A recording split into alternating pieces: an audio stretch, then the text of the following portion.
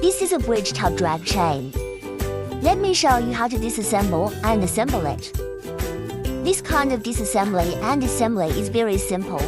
Just take a flathead screwdriver. This is the beam. Install.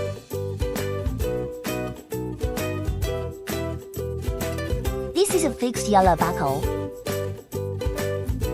This kind of disassembly and assembly is very simple, and it is much more stable than the traditional one. There are card slots on both sides, and it is quite easy to fix. And this is our company's own patented product. The optical fiber is external, making disassembly and assembly very easy. There are two models in total, 21.5 and 28.5, according to the customer's needs.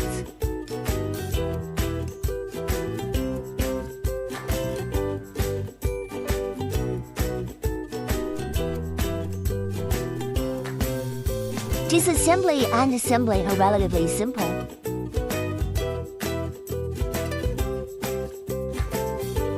This fixed buckle comes in 3 colors: yellow, blue and black.